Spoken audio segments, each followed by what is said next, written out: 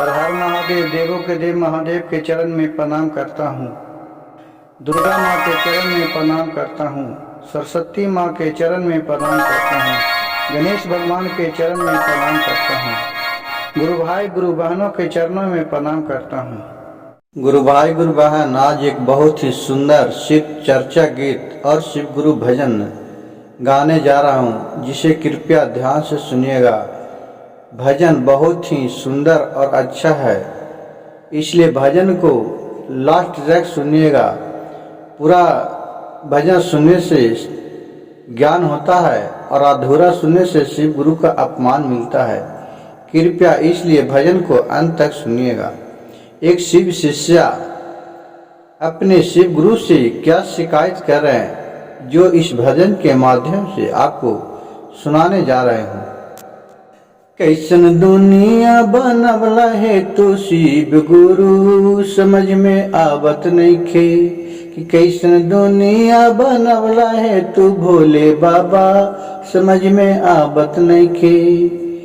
क्यों के कोठा देल, क्यों के अटारी, क्यों के झोपड़ी बिन तरसैल हे तू शिव गुरु समझ में आवत नइखे, कि केकरो झोपड़ी बिन तरसैल हे तू शिव गुरु समझ में आवत नइखे। केहू के कार तुहा देलु, क्यों के मरसल तुलू देलु हे शिव गुरु, क्यों के साइकिल बिन तरसबल हे तू शिव गुरु समझ में आवत नइखे।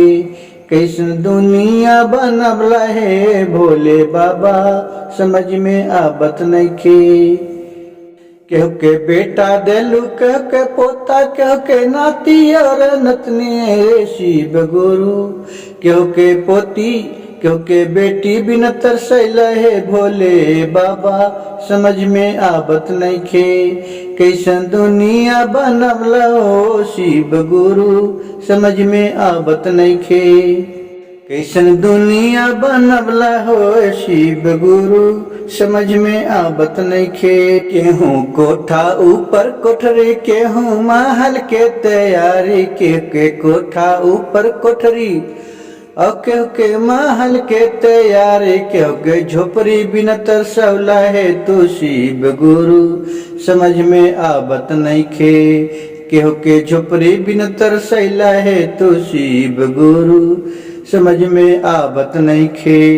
कैसन दुनिया बनवला है तू शिव गुरु समझ में आवत नइखे, कि कैसन दुनिया बनवला है तू शिव गुरु समझ में आवत नइखे। केहू के माई बापा भाई देलू, केहू के पोता और पोती, केहू के भाई बिन तरसौला है तू शिव गुरु समझ में आवत नइखे।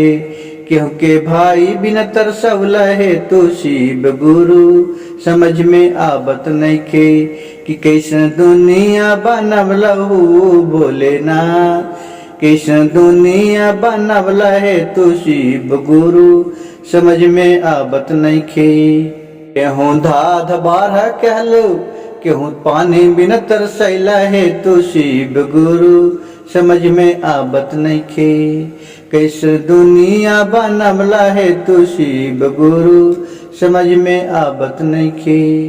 क्यों के पानी बिन तरसैला है तू शिव गुरु समझ में आवत नइखे।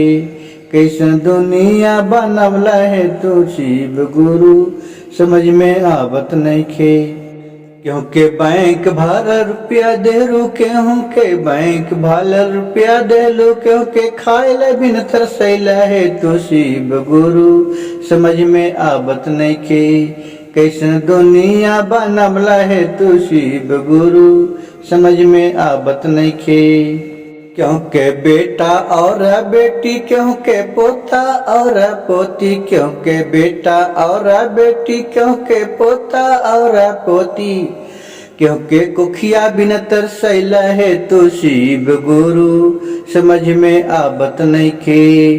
क्यों के कुखिया बिन तरसैल है तू शिव गुरु समझ में आवत नइखे। कैसन दुनिया बनवला है तू शिव गुरु समझ में आवत नइखे।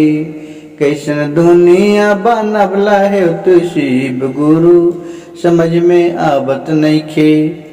गुरु भाई गुरु बहन, मेरे वीडियो अच्छा लगे तो कृपया मेरे चैनल को एक लाइक कर दीजिएगा, एक सब्सक्राइब और एक शेयर कर दीजिएगा ताकि लोगों तक यह भजन पहुंच सके। मेरे चैनल में जुड़े रहने के लिए आप सभी को धन्यवाद देती हूँ। हर हर महादेव, घर घर महादेव।